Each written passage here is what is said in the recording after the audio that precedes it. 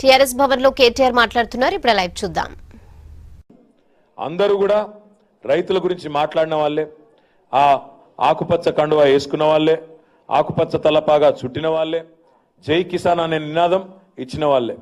కానీ వాళ్ళందరికీ జై కిసాన్ అనేది ఒక నినాదం మాత్రమే. మనకు మన ముఖ్యమంత్రి గారికి టీఆర్ఎస్ పార్టీకి జై కిసాన్ అనేది ఒక నినాదం కాదు, ఒక విధానం.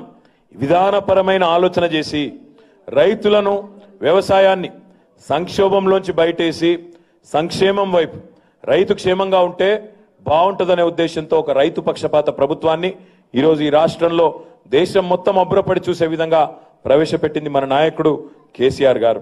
పెద్దలు చెప్తారు, ఎద్దేడ్చిన వ్యవసాయం బాగుపడదు, రైతు ఏడ్చిన రాజ్యం బాగుండదని చెప్తారు. అందుకే 24 గంటల కరెంట్ వస్తుందని ఎప్పుడన్నా మనం కలగన్నామా? వ్యవసాయానికి దయచేసి మీరు ఆలోచించాలని చెప్పి నేను కోరుతా ఉన్నా. నాకు బాగా అనుభవం ఉంది, బాగా నాకు స్వానుభవం ద్వారా చెప్తా ఉన్నా. 9 గంటల కరెంట్ అనేది ఆనాడు ఇదివరకు ఉన్న ప్రభుత్వాలు 9 గంటలు కాదు కదా, 6 గంటలు కూడా సరిగ్గా ఇవ్వని పరిస్థితి. ఆ 6 గంటలు కూడా 3 కిస్తులలో, 2 గంటలు ఒకసారి, 2 గంటలు ఒకసారి, ఇంకో 2 గంటలు ఇంకోసారి, అట్లాంటి పరిస్థితి. పారిన మడే పారుతుంది, ఇంకో మడి పారదు, అట్లాంటి పరిస్థితి. ఎరువుల కోసం లైన్లు, విత్తనాల కోసం లైన్లు, యూరియా బస్తాల కోసం లైన్లు, అన్నిటికీ లైన్లు. ఆఖరికి పోలీస్ స్టేషన్లలో పెట్టి విత్తనాలు పంచినాయి గత ప్రభుత్వాలు, కాంగ్రెస్ ప్రభుత్వ హయాంలో. ఇవన్నీ నాకంటే బాగా మీకు కూడా తెలుసు. వ్యవసాయమే ప్రధానమైన వృత్తిగా ఉండేది మున్నూరు కాపు మరి కులంలో ఉండే ప్రతి సోదరుడు సోదరి ఎక్కువ మేరకు ఈరోజు గ్రామీణ ప్రాంతాల్లో ముఖ్యంగా ఉండేదంతా కూడా వ్యవసాయ ఆధార కుటుంబాలు, వేరే కుల వృత్తి లేదు. కాబట్టి నాకంటే బాగా రైతుల స్థితిగతులు కాంగ్రెస్ ప్రభుత్వ హయాంలో ఎట్లుండే, ఈరోజు ఎట్లా మారిందో నాకంటే బాగా మీకే తెలుసు. ఆనాడు అన్నిటికీ కష్టాలే, కరెంటుకు కష్టాలే, నీళ్లకు కష్టాలే, ఎరువుల బస్తాకు కష్టాలే, విత్తనాలకు కష్టాలే, మద్దతు ధరకు కష్టాలే, అన్ని కష్టాలే. ఒకసారి యాద్ చేసుకోండి, కాంగ్రెస్ ప్రభుత్వం ఉన్నప్పుడు ఎన్నిసార్లు సబ్స్టేషన్ల ముంగడ గులబడి ధర్నాలు చేసినాం, ఎన్నిసార్లు అక్కడ కుర్చీలు వలగొట్టినాం, ఎన్నిసార్లు ఆ కరెంట్ అధికారులను అర్రలలో ఇచ్చి తలుపులు పెట్టి, గొల్లాలు పెట్టి, ఫోటోలు తీసి పేపర్కి ఎన్నిసార్లు ఇచ్చినాం, నిరసన ఎన్నిసార్లు చెప్పినాం. మేము కూడా ఉన్నాం ప్రతిపక్షంలో, శాసనసభలో ఉన్నప్పుడు. ఆనాడు శాసనసభ వచ్చింది అంటే, సమావేశాలు వచ్చినాయంటే ఎండిపోయిన కంకులు, ఎండిపోయిన వరి చేన్లు, ఆఖరికి రోషయ్య గారు అయితే ఒకసారి ఉరితాడు పట్టుకునే వచ్చిండు, యాదకుండాల మీకు. ఎండ్రిన డబ్బాలు, ఎండిపోయిన ఇవేగా ఎంతసేపు ఆనాటి పరిస్థితి. ఈరోజు ఉందా ఆ పరిస్థితి రాష్ట్రంలో? ఇవాళ ఎవరు ఊహించని విధంగా అర్ధరాత్రి దొంగలు వచ్చే కరెంటుకు కావలగాసే తెలంగాణ రైతన్న ఈరోజు ఆ పరిస్థితి నుంచి ధీమాగా 24 గంటలు కరెంట్ ఉంటుంది, ఎప్పుడు వాడితే నేను చేసుకోవచ్చు అనే ధీమా ఈరోజు వచ్చిందంటే అది కేసీఆర్ వలన కాదా? ఒక్కసారి మీరు ఆలోచించండి. అది మాత్రమే కాదు, ఎరువులకు లైన్లు లేవు, విత్తనాలకు లైన్లు లేవు. మీరు ఎప్పుడన్నా మీ పంటకు మద్దతు ధర సరిగ్గా వస్తలేదు, పంట దాచిపెట్టుకుంటా అనుకుంటే కూడా 4 లక్షల మెట్రిక్ టన్నుల గోదాములు ఉండే తెలంగాణలో టీఆర్ఎస్ వచ్చినాక, కేసీఆర్ గారు వచ్చినాక దాన్ని 6 రెట్లు పెంచుకున్నాం. 4 లక్షల టన్నుల నుండి 24 లక్షల టన్నులకు ఈరోజు మన గోదాముల సామర్థ్యం పెరిగిందంటే ఇది రైతు పక్షపాతి ప్రభుత్వమా కాదా? మీరు ఆలోచించాలని చెప్పి నేను కోరుతా ఉన్నా.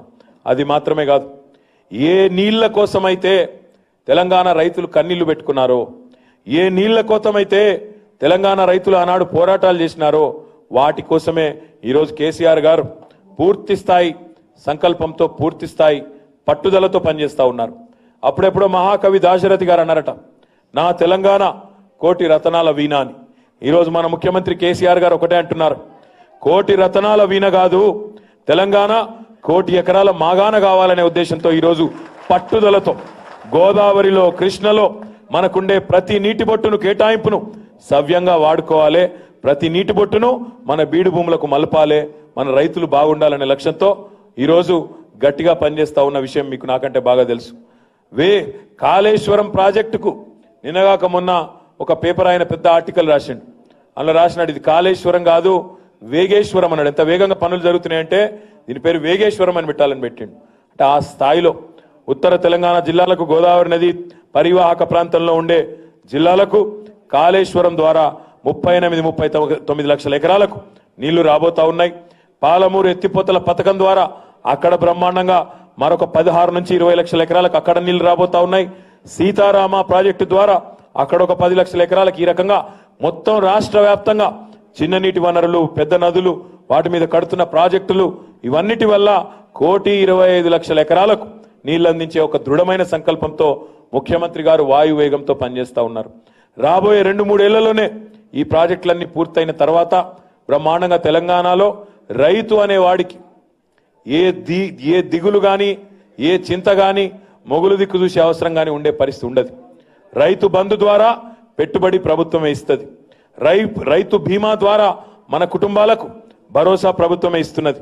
సహజ మరణమైన ప్రమాదవశాత్తు చచ్చిపోయిన 5 లక్షల జీవిత బీమా ప్రభుత్వమే ఇచ్చి బ్రహ్మాండంగా నాణ్యమైన ఒక జీవితాన్ని గడుపుకునే అవకాశం ఇస్తున్నది. దాని తర్వాత ముఖ్యమంత్రి గారు నెక్స్ట్ లక్ష్యాన్ని కూడా అప్పుడే ఎంచుకున్నారు. మరి ఇంత పెద్ద ఎత్తున నీళ్ళు వచ్చిన తర్వాత రైతుకు కనీస మద్దతు ధర కావాలి. పండించిన పంటకు దిగుబడి వచ్చినాక మద్దతు ధర దొరకాల్సిన అవసరం ఉన్నది. అందుకే ముఖ్యమంత్రి గారు ఇప్పటికే రైతు సమన్వయ సమితిలు ఏర్పాటు చేసినారు. గ్రామ స్థాయి నుంచి రాష్ట్ర స్థాయి దాకా ఈ సమితులు ఏర్పడ్డాయి. వాటి ద్వారా సంఘటితంగా రైతులను బాగు చేయాలనే ప్రయత్నం చేస్తూ ఉన్నారు. అగ్రికల్చర్లో కొత్తగా ఎక్స్టెన్షన్ ఆఫీసర్లను ఏఈఓలను దాదాపు ఇప్పుడు 5,000 ఎకరాలకు ఒకరు చొప్పున ఇప్పటికే నియామకాలు జరిగినాయి. కొత్తగా 4,000 పైచిలకు మంది పిల్లలను కూడా రిక్రూట్ చేసుకున్నాం. వారి ద్వారా రాష్ట్ర వ్యాప్తంగా ఎక్కడికక్కడ ఒక కొత్త హరిత విప్లవం తీసుకొని వచ్చే విధంగా, 2వ హరిత విప్లవానికి తెలంగాణలోనే బీజం పడే విధంగా ముఖ్యమంత్రి గారు ప్రణాళికలు కూడా రూపొందిస్తా ఉన్నారు. మీరు పండించిన పంటకు మద్దతు ధర కావాలంటే మరి తప్పకుండా రాష్ట్రంలో మనం ఎంతనైతే వాడుకోగలుగుతామో అంత వాడుకుంటూ ఇతర రాష్ట్రాలకి పంపుతూ వాటితో పాటు ఆహార శుద్ధి పరిశ్రమలను కూడా ఏర్పాటు చేయాలి. దానిలో ముఖ్యంగా మా అక్క చెల్లెళ్ళు ఎవరైతే ఈరోజు రాష్ట్ర వ్యాప్తంగా 70 లక్షల మంది గ్రామీణ ప్రాంతాల్లో సంఘటితంగా మహిళా సంఘాలుగా ఉన్నారో వాళ్ళను కూడా భాగస్వామ్యం చేసినట్టయితే బ్రహ్మాండమైన ఫలితాలు వస్తాయనే ఒక ఆలోచనలో ముఖ్యమంత్రి గారు ఉన్నారు. ఇందులో 2 లాభాలు ఉన్నాయి. రైతు పండించే పంటను మనమే ఆహార శుద్ధి పరిశ్రమల ద్వారా మనమే వాటిని ఫుడ్ ప్రాసెసింగ్ ఇండస్ట్రీలు పెట్టి శుద్ధి చేస్తే 2 లాభాలు ఉన్నాయి.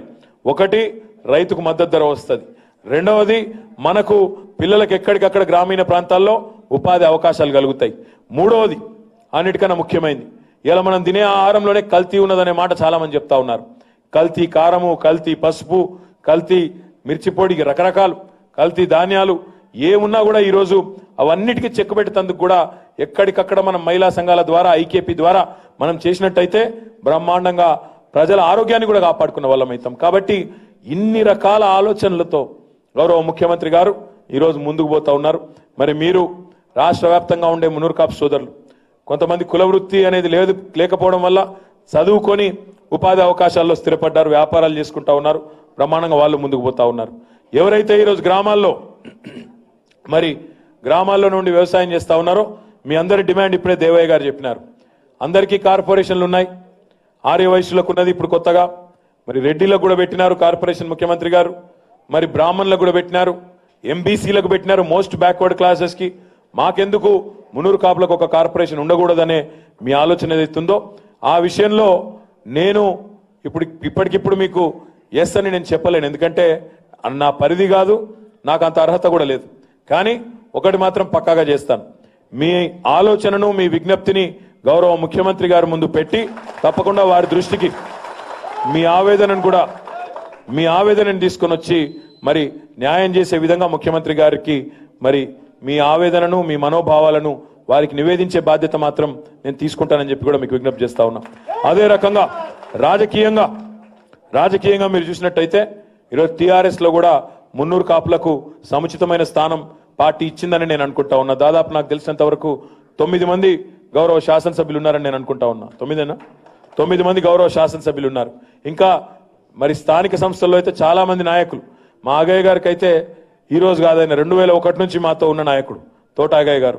అట్లాంటి నాయకులు ఈరోజు మరి వేల సంఖ్యలో రాష్ట్ర వ్యాప్తంగా మున్నూరు కాపు సోదరులు మన పార్టీకి అండగా నిలబడ్డ వాళ్ళు, మొదటి నుంచి ఉన్న వాళ్ళు ఉన్నారు.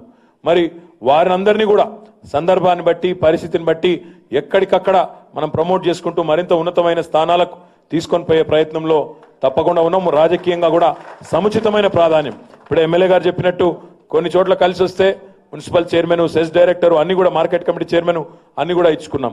అట్లా ఎక్కడికక్కడ ఆ కార్యక్రమం చేసుకుంటూ ఇంకోవైపు కార్పొరేషన్ కావాలనే మీ విజ్ఞప్తిని ముఖ్యమంత్రి గారి దృష్టికి తీసుకొని వస్తూ, మీ మనోభావాలను వారి దృష్టికి తీసుకొని వస్తూ, మరొక వైపు మరి వ్యవసాయం మీద ఆధారపడ్డ ముకాసా సోదరులందరికీ మరింత ఉత్సాహము ప్రోత్సాహము ఇచ్చే విధంగా ఒక బహుముఖమైన వ్యూహంతో ముందుకు పోతా ఉన్నాం. మీ అందరిని నేను కోరేది ఒకటే, రాష్ట్రంలో చాలా పనులు ఇంకా చేసుకునేది ఉన్నది. కానీ రాష్ట్రంలో ఈ పనులన్నీ జరగాలంటే ఎప్పటికప్పుడు మాకు వచ్చే పరీక్షల్లో మీ మద్దతు కూడా మాకు ఉండాలి. ఇప్పుడు పిల్లగాళ్ళకు కూడా ఇప్పుడు ఎండాకాలం పరీక్షలు నడుస్తున్నట్టున్నాయి. ఇప్పుడు బోర్డు ఎగ్జామ్లు అవి మాకు ఒక బోర్డు ఎగ్జామ్ నడుస్తున్నది. ఇప్పుడు పార్లమెంట్ ఎలక్షన్ 11వ తారీఖు మాకు కూడా పరీక్ష. నా కొడుకు కూడా 10వ తారీఖు 9వ తారీఖు పరీక్షలు అయిపోతున్నాయి. మా పరీక్షనేమో 11కున్నది. ఇక మరి మా పరీక్షలో దయచేసి మీ ఆశీర్వాదం మాకు ఉండాలి. ఎందుకంటే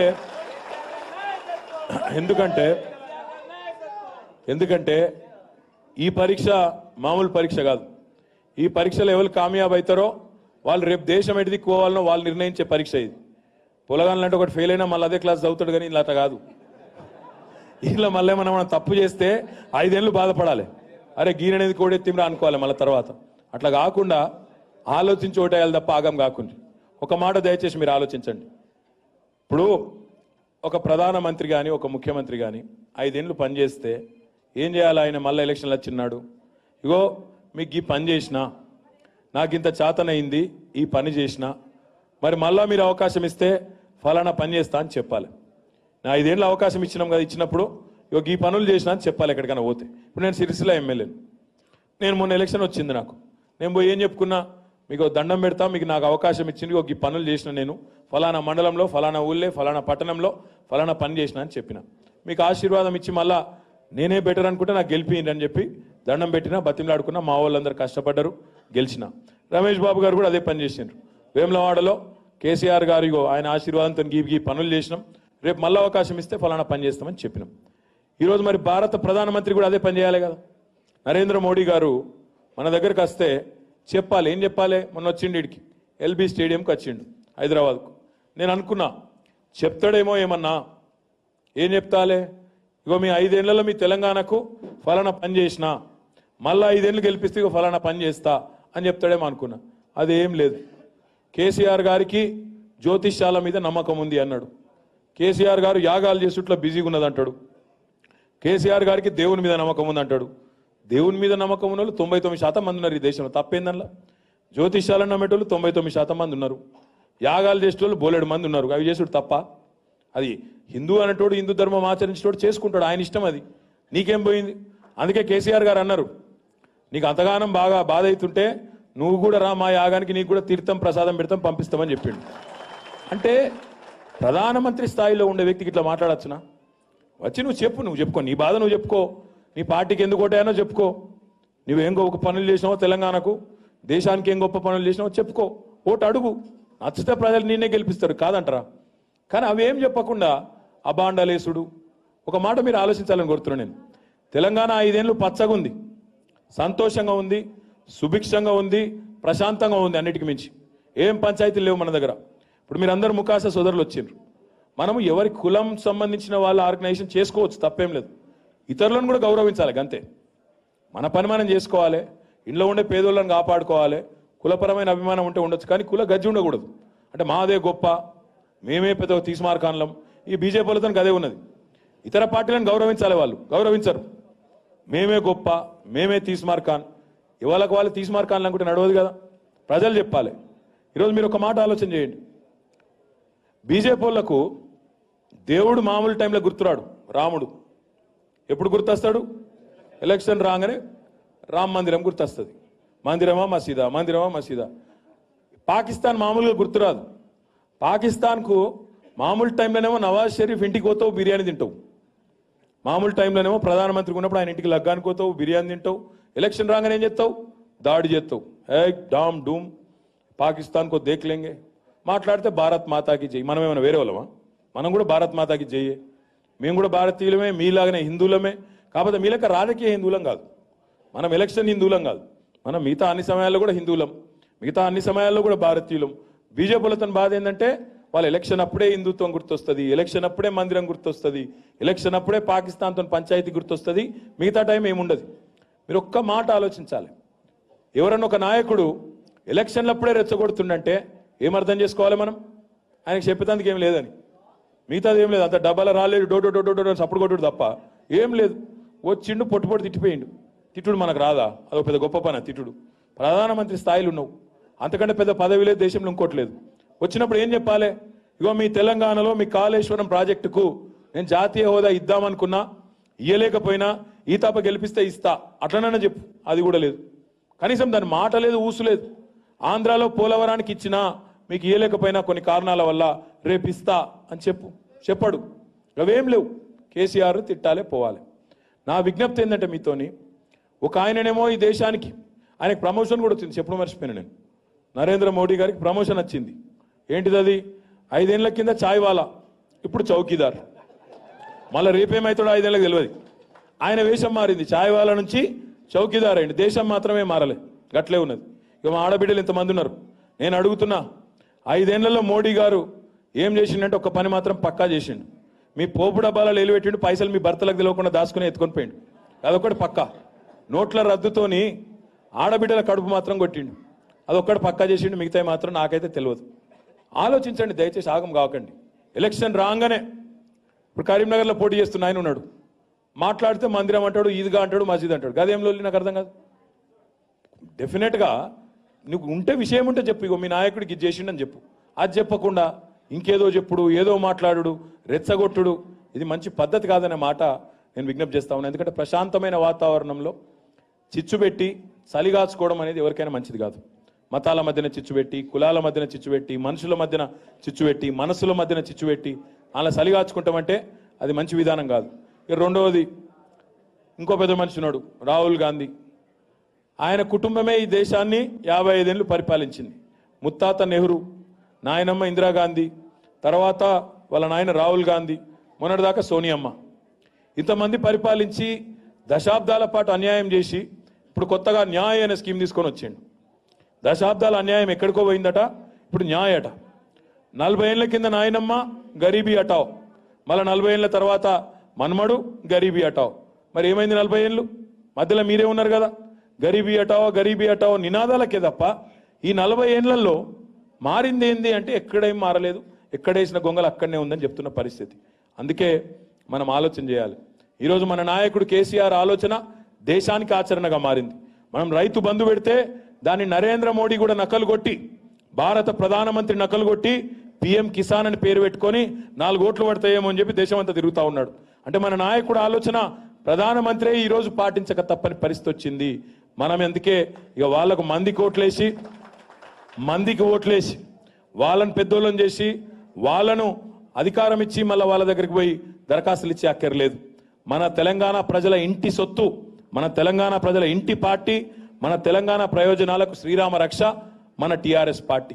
అట్లాంటి టీఆర్ఎస్ పార్టీని ఎంత బలోపేతం చేసుకుంటే ఈరోజు మీ చేరికతో చాలా బ్రహ్మాండంగా ఎక్కడికక్కడ మరి మున్నూరు కాపు సోదరుల ఆశీర్వాదంతో మరింత బలం వస్తుందని నేను భావిస్తా ఉన్నాను. ఎంత బలం చేసుకుంటే అంత మంచిది. మనకు రేపు నిజంగానే 16 మంది పార్లమెంట్ సభ్యులు ఢిల్లీలో మన వాళ్ళు ఉంటే మనకు కావాల్సిన ప్రయోజనాలన్నీ సాధించుకొచ్చే పరిస్థితి ఉంటుంది. ఎందుకంటే 5 ఏళ్ల కిందట ఈ పరిస్థితి లేదు. 5 ఏళ్ల కిందటనేమో ఆనాడు మోడీ గారికి 280 సీట్లు వచ్చినాయి. ఈరోజు ఆ పరిస్థితి లేదు. 150 సీట్లు మోడీ గారు దాటేటట్టు లేడు. 100 సీట్లు కాంగ్రెస్ వాళ్ళు దాటేటట్టు లేరు. సంకీర్ణ ప్రభుత్వం తప్పది. సంకీర్ణ ప్రభుత్వంలో ఒక్కొక్క సభ్యుడే చాలా కీలకమవుతాడు. అట్లాంటిది రేపు 16 మంది మనకుంటే కేసీఆర్ గారికి బాగా తెలుసు ఏం చేయాలి, ఎట్లా ఢిల్లీ మెడలు వంచాలనో తెలుసు. ఎందుకంటే 2 ఎంపీలు ఉన్నప్పుడే తెలంగాణ తెచ్చిన నాయకుడు మన నాయకుడు కేసీఆర్. మరి 16 మంది ఉంటే ఏం చేస్తాడో ఒక్కసారి మీరు ఆలోచించండి.